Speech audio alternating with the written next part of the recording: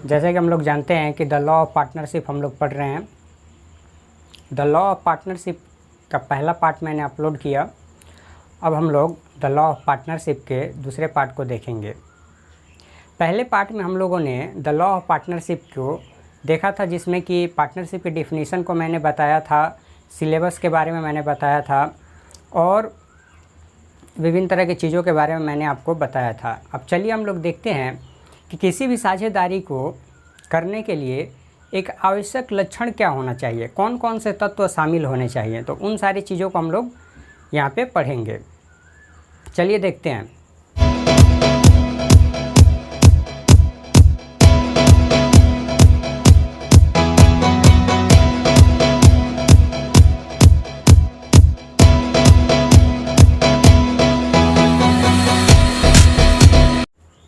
सबसे पहले हम लोग जानेंगे कि जैसे कि मैंने बताया आपको पार्टनरशिप, यानी कि द लॉ ऑफ पार्टनरशिप को मैंने बताया कि यहाँ पे इंडियन पार्टनरशिप एक्ट 1932 को हम लोग यहाँ पे पढ़ रहे हैं, जिसके अंतर्गत साझेदारी व्यवसाय का जो डिफिनीशन दिया गया था आपको भी पता है और बता दिया गया है कि किसके अंतर्गत दिया गया है। तो इंडियन पार्टनरशिप एक्ट 1932 सेक्शन 4 के अंतर्गत दिया गया है।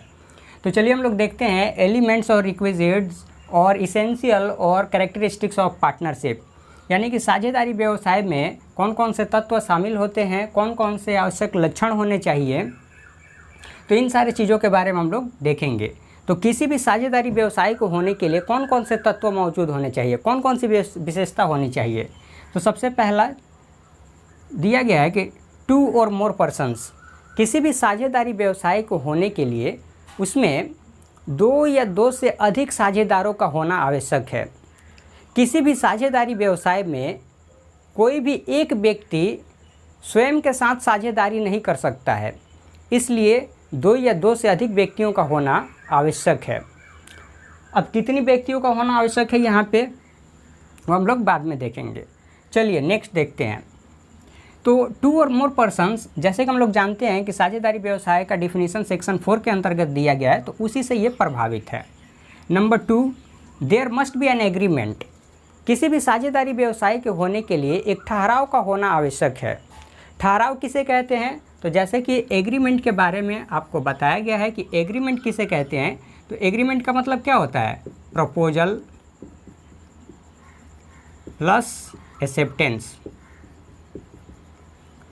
Proposal plus acceptance is equals to क्या होता है? एग्रीमेंट। यानी कि किसी भी ठहराव के होने के लिए प्रपोजल और एक्सेप्टेंस का होना आवश्यक है, यानी कि सारे साझेदारों के बीच में एक प्रस्ताव दिया जाएगा और सारे साझेदार मिलकर उस पर सहमति जताएंगे। ये किसके अंतर्गत बोला गया है? तो इंडियन पार्टनरशिप एक्ट 1932 सेक्शन 5 के अंतर्गत बोला गया है। जैसे कि एक केस स्टडी में देखा गया कि जगत मित्तर वर्सेस कैलाश चंद्र का 1983 में एक केस हुआ था, जिसमें कि इनके बीच में एक एग्रीमेंट का अभाव था। तो उस साझेदारी व्यवसाय को वहाँ पे साझेदारी व्यवसाय का केस जो है कैंसिल कर दिया गया। तो हमें यह ध्यान रखना चाहिए कि साझेदारी व्यवसाय में साझेदारी जो होता है वो एक एग्रीमेंट के द्वारा होता है, ना कि स्थिति द्वारा। ठीक है, नेक्स्ट देखा जाए। Next, there must be a business.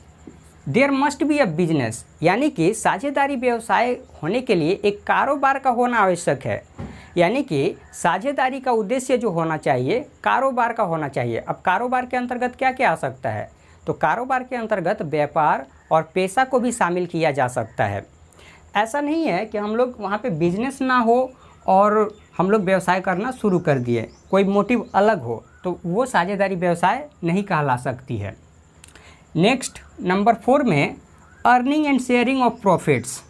तो earning and sharing of profits, साझेदारी व्यवसाय का जो उद्देश्य होना चाहिए कमाना होना चाहिए, व्यवसाय करना हुआ होना चाहिए, और साथ ही साथ जो भी प्रॉफिट्स हो, जो भी लाभ हो, उसको आपस में बांटना उद्देश्य होना चाहिए। तो जैसे कि हम लोग जानते हैं कि आपस में बांटना भी एक उद्देश्य होना चाहिए।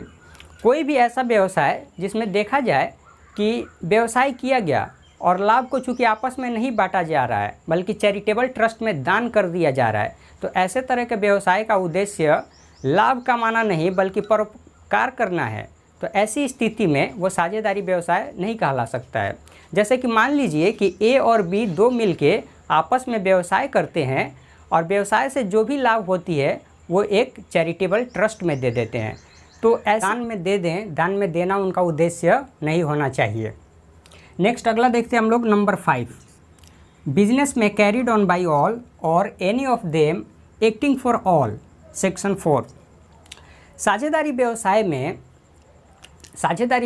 में हम लोग जानते हैं कि दो या दो से अधिक पक्षकार एक दूसरे के साथ मिलकर व्यवसाय करते हैं। तो यहाँ पे बिजनेस जो है, बिजनेस में दो साझेदार हो सकते हैं, दो से अधिक साझेदार हो सकते हैं। तो उन साझेदारों में सारे साझेदारों को ये अधिकार होता है कि व्यवसाय का संचालन कर सकते हैं।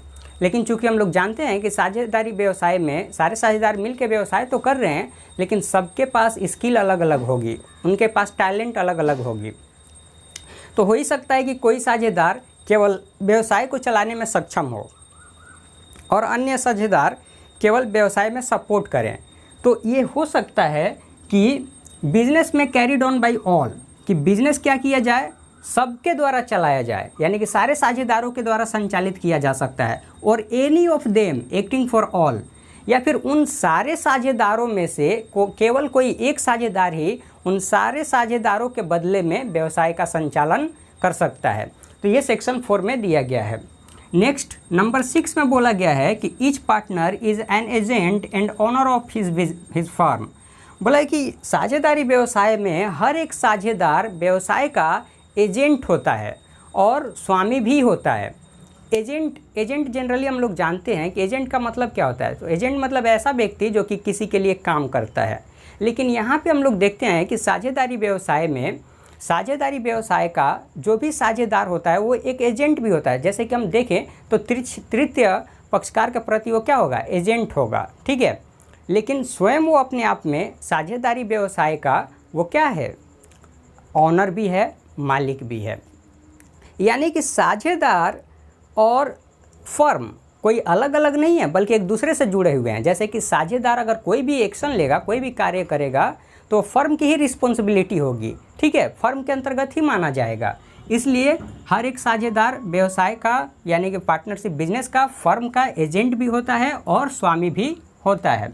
नेक्स्ट नंबर 7 देखें हम लोग, agree to do a business together, ठीक है। यानी कि साझेदारी व्यवसाय को करने के लिए सारे साझेदारों का एक साथ सम्मिलित रूप में कार्य करने के लिए सहमति होना बहुत ही आवश्यक है।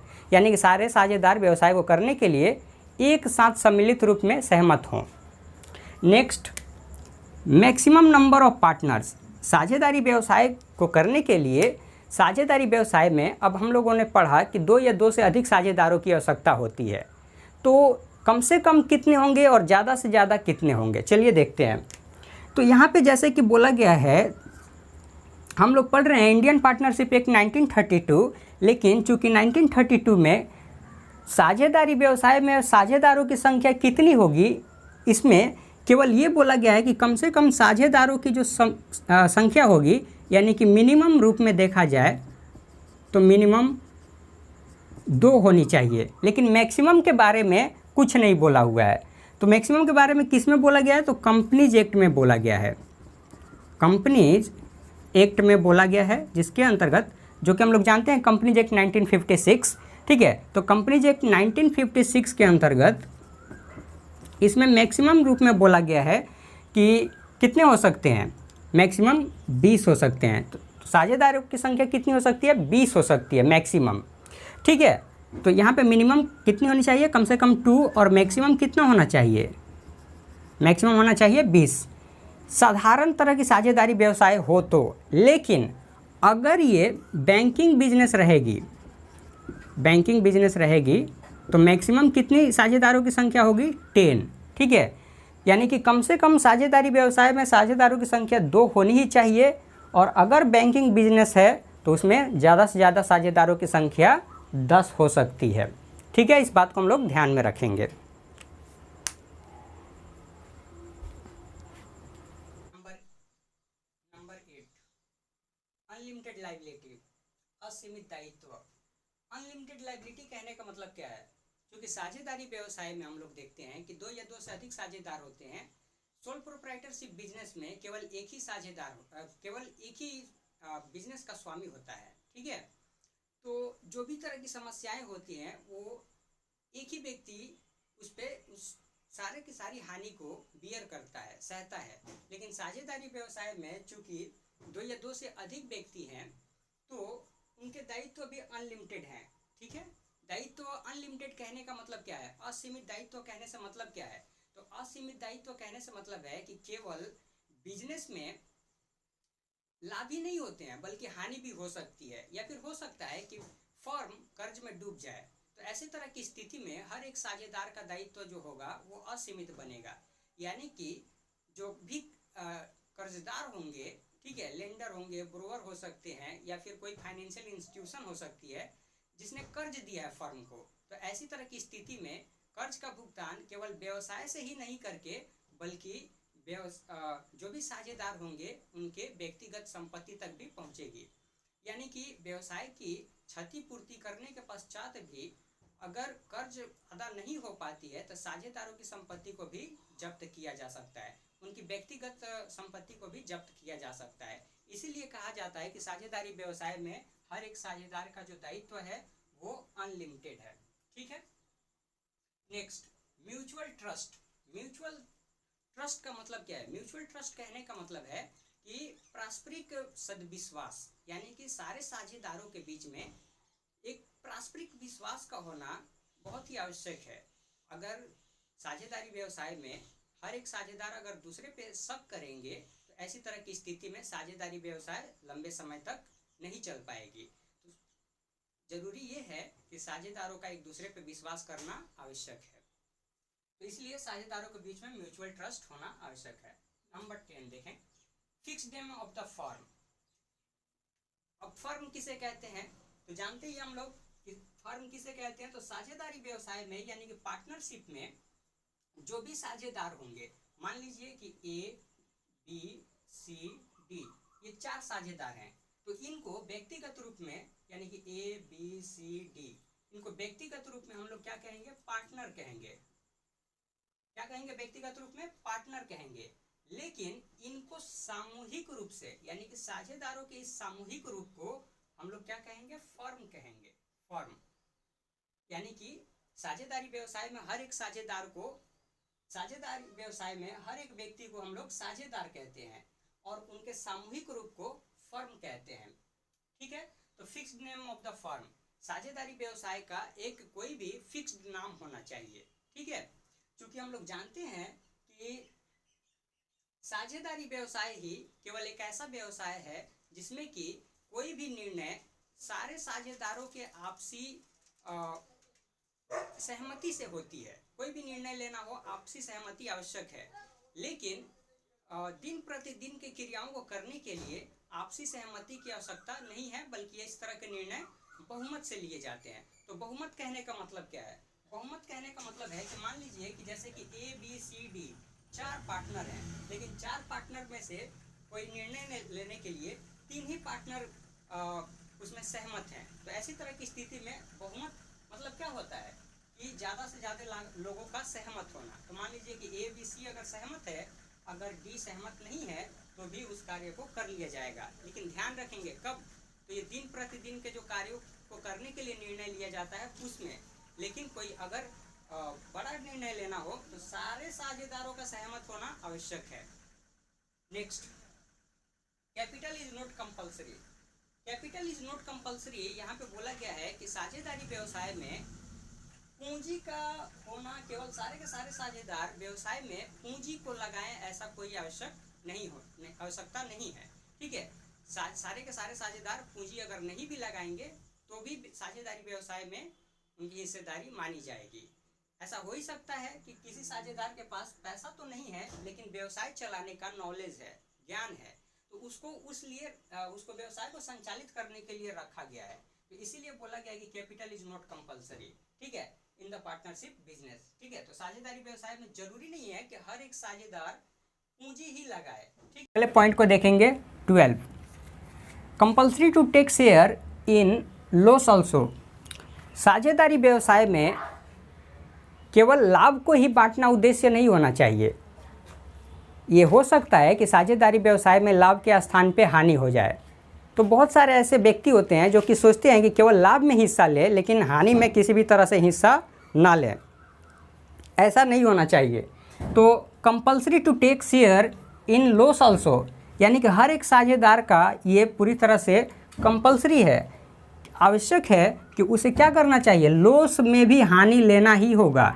ठीक है, किसी विपरीत अनुबंध की तुलना में। यानी विपरीत अनुबंध कहने का मतलब क्या है, अगर अनुबंध में पहले से ही ये तय कर लिया गया है कि साझेदारी व्यवसाय में अगर हानि होगी तो कोई साझेदार लॉस में भागीदारी नहीं लेगा। ठीक है, तो ऐसा अगर कोई अनुबंध नहीं है तो हर एक साझेदार के लिए नियम है कि अगर साझेदारी व्यवसाय में हानि होगी, लॉस होगी, तो उसको लॉस को सहना पड़ेगा। ठीक है, लॉस में भी भागीदारी लेनी पड़ेगी। जैसे कि एक केस स्टडी की जाए, जो कि एक केस स्टडी के अंतर्गत देखा जाए तो गट्टू सिंह वर्सेस गुलाब सिंह, यानी कि 1986 में गट्टू सिंह और गुलाब सिंह के बीच में एक केस हुआ था, जिसके अंतर्गत जब ये केस न्यायालय में प्रस्तुत किया गया तो इसमें देखा गया कि गट्टू सिंह जो है साझेदारी व्यवसाय में साझेदार के रूप में शामिल तो था, लेकिन जब जब लाभ होती थी तो गट्टू सिंह लाभ में हिस्सेदारी लेने के लिए आ जाता था, और जब भी हानि होती थी तो वो उस हानि को सहन नहीं करता था। तो न्यायालय ने इस केस के अंतर्गत ये पूरी तरह से निर्णय दिया कि कोई भी साझेदार जो कि लाभ में भागीदारी लेता है तो उसे हानि में भी भागीदारी लेनी पड़ेगी। ठीक है, तो यहाँ से हम लोग का पूरी तरह से ये केस स्टडी के अंतर्गत क्लियर हो जाता है। चलिए नेक्स्ट देखते हैं number 13, only persons can be partner. ठीक है, साझेदारी व्यवसाय में केवल व्यक्ति ही साझेदार बन सकते हैं। यानी कि अगर देखा जाए तो कंपनी, फर्म या किसी तरह का कॉरपोरेशन साझेदारी व्यवसाय में साझेदार नहीं बन सकते हैं। व्यक्तिगत रूप में व्यक्ति ही साझेदारी व्यवसाय में स्वामी बन सकते हैं, कोई भी साझेदार बन सकते हैं। ठीक है, तो कोई कंपनी नहीं होनी चाहिए, फर्म नहीं होनी चाहिए, कॉरपोरेशन, कोई अन्य साझेदारी व्यवसाय में साझेदार नहीं हो सकते हैं। तो इन सारी बातों को हम लोग पूरी तरह से ध्यान में रखेंगे। ठीक है, तो ये थी साझेदारी व्यवसाय की विशेषताएं। अभी तक हम लोगों ने पढ़ा कि साझेदारी जो व्यवसाय है उसमें सारे के सारे साझेदारों के दायित्व और उनके अधिकार एक होते हैं, लेकिन वास्तव में ऐसा नहीं होता। देखा जाता है, चूँकि ऐसा इसलिए नहीं होता क्योंकि उनके कार्य अलग अलग होते हैं। उसी में कोई साझेदार हो सकता है कि व्यवसाय का संचालन कर रहा है, हो सकता है कि कोई साझेदार व्यवसाय का संचालन नहीं करता है, या फिर हो सकता है कि कोई साझेदारी व्यवसाय में किसी साझेदार ने केवल पूंजी ही लगाया हुआ है। तो हो सकता है कि किसी साझेदार ने केवल व्यवसाय में अपने नॉलेज के वजह से है। तो इस तरह की वजह से देखा जाता है कि साझेदारी व्यवसाय में जो भी साझेदार हैं उनकी प्रकृति अलग अलग हो सकती है। तो उनके कार्यकलापों के आधार पे, उनकी विशेषताओं के आधार पे, उनके कार्य करने की क्षमता के आधार पे हम लोग साझेदारी को विभिन्न तरह से देख सकते हैं। तो चलिए इसको भी समझ लिया जाए। सबसे पहले दिया गया है काइंड्स ऑफ पार्टनर्स, यानी कि साझेदारों के प्रकार। तो जनरल वर्किंग और एक्टिव पार्टनर, नंबर 1 में बोला गया है जनरल वर्किंग और एक्टिव पार्टनर। तो जनरल वर्किंग और एक्टिव पार्टनर यानी कि क्रियाशील साझेदार। क्रियाशील साझेदार किसे कहेंगे? तो हम लोग जानते हैं कि साझेदारी व्यवसाय में सारे के सारे साझेदार व्यवसाय का संचालन कर सकते हैं, उनका ये अधिकार है। या फिर एक साझेदार व्यवसाय को यानी कि पार्टनरशिप फर्म को चला सकता है। तो साझेदारी व्यवसाय में वे साझेदार जो कि साझेदारी व्यवसाय को चलाते हैं उसे हम लोग क्रियाशील साझेदार कहते हैं। ठीक है, और उनका जो दायित्व होता है वो होता है अनलिमिटेड। उनका दायित्व अनलिमिटेड होगा। Next, limited partner. Limited partner मतलब क्या होता है? सीमित साझेदार। सीमित साझेदार कहने से मतलब क्या है? सीमित साझेदार कहने का मतलब है कि साझेदारी व्यवसाय में वे साझेदार जो कि केवल पूंजी लगाते हैं, और पूंजी लगाते तो हैं, ठीक है, लेकिन हानि होने पे देखा जाता है कि हानि होने पे वो केवल जो उनका दायित्व होता है उनकी पूंजी तक ही सीमित होता है। तो ऐसे तरह के साझेदार जिनका दायित्व उनकी पूंजी तक ही सीमित हो, ऐसे तरह के साझेदारों को हम लोग लिमिटेड पार्टनर कहते हैं। और ऐसे तरह की साझेदारी में कम से कम एक साझेदार का क्रियाशील होना आवश्यक है और अन्य जो साझेदार होंगे वो क्या होंगे, अक्रियाशील होंगे। ठीक है, तो कोई भी अक्रियाशील साझेदार बाहर जा सकता है, लेकिन किसी अन्य साझेदार को जैसे कि ये जो लिमिटेड पार्टनर होते हैं, इनको एक वास्तव में व्यवसाय को संचालन करने का अधिकार नहीं होता है। ठीक है, इनका दायित्व पूंजी तक ही सीमित रहता है। नंबर 3 में देखा जाए तो इनएक्टिव, डोरमेंट और स्लीपिंग पार्टनर। तो इनएक्टिव, डोरमेंट और स्लीपिंग पार्टनर कहने का मतलब क्या है? तो इनएक्टिव, डोरमेंट और स्लीपिंग पार्टनर कहने का मतलब है कि साझेदारी व्यवसाय में वे साझेदार जो कि व्यवसाय के संचालन में या व्यवसाय के प्रबंधन में किसी भी तरह से क्रियात्मक रूप में भाग नहीं लेते हैं, ऐसे तरह के साझेदारों को हम लोग इनएक्टिव, डोरमेंट और स्लीपिंग पार्टनर कहते हैं। ठीक है, और इनका जो दायित्व होता है, इनका दायित्व भी अनलिमिटेड होता है सामान्य साझेदारों के समान। ठीक है, केवल ये व्यवसाय का संचालन नहीं करते हैं बल्कि पूंजी भी लगाते हैं। ठीक है, अन्य तरह से सारे तरह के कार्य वो करते हैं, लेकिन केवल व्यवसाय का संचालन नहीं करते हैं। नंबर 4 में देखा जाए नॉमिनल पार्टनर। तो नॉमिनल पार्टनर यानी कि नाम मात्र का साझेदार। नाम मात्र का साझेदार क्या होता है, नॉमिनल पार्टनर क्या होता है? तो ऐसे तरह के व्यक्ति जो कि अपने नाम और साख का इस्तेमाल करने देते हैं, लेकिन व्यवसाय में किसी भी तरह से पूंजी नहीं लगाते हैं।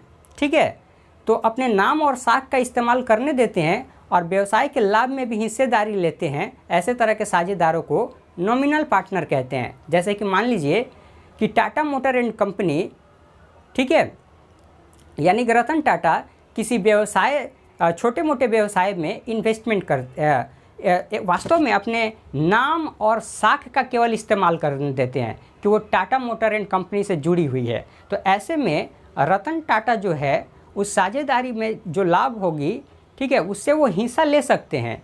ठीक है, लेकिन उसके संचालन में भाग नहीं लेंगे। तो ऐसे तरह के साझेदार को हम लोग क्या कहते हैं, नाम मात्र का साझेदार कहते हैं। नंबर 5 को देखते हैं, पार्टनर इन प्रॉफिट्स ओनली।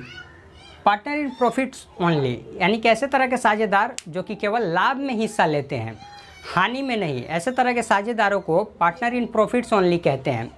वो साझेदार जो कि थोड़ी सी पूंजी लगाते हैं फर्म में और साझेदार बन जाते हैं, लेकिन अगर हानि होती है तो उसमें हिस्सा नहीं लेते हैं। तो यहाँ से स्पष्टीकरण हो जा रहा है कि ऐसे तरह के साझेदार जो कि केवल लाभ में भाग लेते हैं, तो जब केवल लाभ में भाग लेंगे और हानि में भाग नहीं लेंगे, तो ऐसे तरह के साझेदारों को हम लोग पार्टनर इन प्रॉफिट्स ओनली कहते हैं। यानी कि ऐसे तरह के साझेदार जो कि केवल लाभ में हिस्सेदारी लें। नेक्स्ट देखते हैं नंबर 6, इनकमिंग पार्टनर यानी कि आगंतुक साझेदार। इनकमिंग पार्टनर कहने का मतलब क्या है? इनकमिंग पार्टनर का मतलब होता है कि वो साझेदार जो कि अभी व्यवसाय में आने वाला है। अब जानते हैं हम लोग कि व्यवसाय में 2 या 2 से अधिक साझेदार होते हैं, यानी कम से कम 2 होते हैं और मैक्सिमम यानी कि ज़्यादा से ज़्यादा 20 हो सकते हैं सामान्य साझेदारी में, और बैंकिंग बिजनेस में ज़्यादा से ज़्यादा 10 हो सकते हैं और कम से कम 2। ठीक है, तो ऐसे तरह की स्थिति में साझेदारी व्यवसाय में हो सकता है, मान लीजिए कि ABC 3 पार्टनर हैं और 3 पार्टनर मिलकर व्यवसाय का यानी कि पार्टनरशिप फर्म का संचालन कर रहे थे, लेकिन उनके पास व्यवसाय का संचालन करते हुए हो सकता है कि फर्म को पूंजी की आवश्यकता हो, या फिर हो सकता है कि नॉलेजेबल पर्सन की आवश्यकता हो, तो किसी अन्य व्यक्ति को अपॉइंट कर सकते हैं, उसमें भर्ती कर सकते हैं। तो कोई अन्य साझेदार जो कि साझेदारी में आएगा उसे हम लोग इनकमिंग पार्टनर कहेंगे। ठीक है, इससे फ़ायदा क्या होगा? इससे कैपिटल इन्वेस्टमेंट भी हो सकती है और उसका जो नॉलेज है व्यवसाय में भी इस्तेमाल किया जा सकता है। तो ऐसे साझेदार जो कि व्यवसाय में आने वाले होते हैं उन्हें हम लोग इनकमिंग पार्टनर कहते हैं, और इनका जो दायित्व होता है, इनका भी दायित्व अन्य साझेदारों के समान अनलिमिटेड होता है। ठीक है, नंबर 7 में देखा जाए आउटगोइंग पार्टनर, यानी कि आउटगोइंग पार्टनर कहने का मतलब क्या है? आउटगोइंग का मतलब होता है बाहर जाने वाला। तो बाहर जाने वाला साझेदार, ऐसा हो ही सकता है कि कोई साझेदार वॉलंटरी रिटायर ले ले, या फिर एग्रीमेंट में पहले से तय किया गया है कि कोई साझेदार 5 साल के बाद 10 साल के बाद वो व्यवसाय से रिटायर हो जाए या चला जाए। ठीक है, या फिर हो ही सकता है कि डेथ हो जाए, तो ऐसे में वो अपने आप स्वयं ही डेथ हो जाएगी तो साझेदारी उसकी वैसे ही वहाँ से निकल जाएगी, समाप्त हो जाएगी। ठीक है, तो ऐसे तरह के साझेदार जो कि व्यवसाय से बाहर जाते हैं उसे हम लोग बाहर जाने वाले साझेदार कहते हैं। और ये किस वजह से हो सकता है? रिटायरमेंट की वजह से हो सकता है, डेथ की वजह से हो सकता है। ठीक है, ऐसे तरह के साझेदारों को ये सूचना द्वारा बताना पड़ता है, सार्वजनिक करना पड़ता है कि वो साझेदारी व्यवसाय को छोड़ रहे हैं। ठीक है, और ऐसे में देखा जाए तो इनका भी दायित्व क्या होता है? अनलिमिटेड होता है। तो ऐसे साझेदार जो कि साझेदारी व्यवसाय को छोड़ के जाते हैं उसे हम लोग क्या कहते हैं? आउटगोइंग पार्टनर कहते हैं। ठीक है, नंबर 8 देखा जाए तो नंबर 8 में पार्टनर बाई स्टॉपेल और holding out partner. Partner by estoppel और होल्डिंग आउट पार्टनर गत्यारोधक या प्रदर्शन द्वारा साझेदार। साझेदारी व्यवसाय में ऐसा भी होता है कि कोई बाहरी व्यक्ति ये प्रदर्शन करता है कि मैं उस फर्म का साझेदार हूँ। वो अगर लिखित रूप में या मौखिक रूप में किसी भी तरह से अगर प्रदर्शन करता है कोई अन्य व्यक्ति कि वो किसी साझेदारी व्यवसाय का साझेदार है, तो ऐसे में साझेदार उसको माना जाएगा। लेकिन साझेदार तो माना जाएगा, लेकिन केवल किसी भी तरह से व्यवसाय के संचालन में या प्रबंधन के कार्यों में उसको कोई अधिकार नहीं होगा। लेकिन अगर किसी भी तरह से अगर फर्म में कर्ज लिया जाए तो उस कर्ज को चुकाने का वो जो व्यक्ति होगा जो कि प्रदर्शन द्वारा ये कर रहा है, उसका ये अधिकार उसमें देखा जाएगा कि उस व्यक्ति को भी फर्म के कर्ज को चुकाना पड़ेगा। ठीक है, तो इसलिए देखा जाए तो इसका भी क्या होगा? इसका भी जो उत्तरदायित्व होगा वो अनलिमिटेड होगा। ठीक है, तो ये कहाँ पे दिया गया है? इंडियन पार्टनरशिप एक्ट 1932 के सेक्शन 21 सबसेक्शन 1 में दिया गया है। ऐसा एक केस में देखा गया। ठीक है, एक केस हुआ था Mollwo March and company versus courts of wards में। ठीक है, कोर्ट्स ऑफ वार्ड्स में ये एक केस हुआ था। केस स्टडी करने के अंतर्गत हम लोग देखें कि केस स्टडी किया गया तो यहाँ से क्या पता चला? यहाँ से पता चला कि कोई भी व्यक्ति अगर किसी भी साझेदारी व्यवसाय का यानी कि पार्टनरशिप फर्म का अगर साझेदार होने का प्रदर्शन करता है तो वो उसका कर्ज चुकाने का उत्तरदायी होगा। ठीक है, लेकिन अगर मान लीजिए कि वो साझेदार अगर उसकी मृत्यु हो जाती है तो उसका जो उत्तराधिकारी होगा वो उसके संपत्ति का अधिकारी बन जाएगा। ठीक है, और किसी भी तरह से पार्टनरशिप बिजनेस का जिसका कि वो प्रदर्शन कर रहा था कि वो साझेदार है, उसका कर्ज चुकाने के लिए उत्तरदायी नहीं होगा। ठीक है, तो इसको ध्यान में रखेंगे, ये बार बार प्रश्न देखा जाता है एग्जाम में। Number 9 minor partner. माइनर मतलब क्या होता है? माइनर का मतलब होता है नाबालिग। और नाबालिग साझेदार किसे कहते हैं? वास्तव में देखा जाए तो साझेदारी व्यवसाय यानी कि इंडियन पार्टनरशिप एक्ट 1932 के अंतर्गत किसी भी नाबालिग को साझेदार नहीं बनाया जाता है। लेकिन ऐसे तरह के देखा जाए तो सारे साझेदारों की सर्वसम्मति से किसी नाबालिग को साझेदार के रूप में रखा जा सकता है। ठीक है, जिसका कि वो अधिकार होगा कि वो लाभ में तो हिस्सा ले सकता है लेकिन हानि में किसी भी तरह से उसकी भागीदारी नहीं होगी। ठीक है, तो ऐसे तरह की साझेदार जिसका कि उम्र 18 वर्ष से कम हो उसको हम लोग माइनर पार्टनर कहते हैं। और इसका जो दायित्व होता है वो होता है लिमिटेड होता है। ठीक है, सीमित दायित्व होता है। ये भी प्रश्न अक्सर एग्जाम में देखा जाता है। नेक्स्ट नंबर 10 में देखा जाए तो सब पार्टनर। सब पार्टनर यानी कि सहायक साझेदार। सहायक साझेदार किसे कहते हैं? तो सहायक साझेदार का मतलब होता है कि किसी भी पार्टनरशिप फर्म का कोई भी साझेदार जो कि अपने लाभ के हिस्से को किसी अन्य व्यक्ति के साथ बांटने के लिए तैयार हो जाता है, तो ऐसे तरह के साझेदार को हम लोग सब पार्टनर कहते हैं यानी कि सहायक साझेदार कहते हैं। तो ये थे विभिन्न तरह के साझेदारों के प्रकार, इसे भी ध्यान में रखेंगे। और सब पार्टनर को भी एग्जाम में बार बार रिपीट किया जाता है, तो अच्छी तरह से इसमें ध्यान में हम लोग रखेंगे। चलिए, थैंक यू।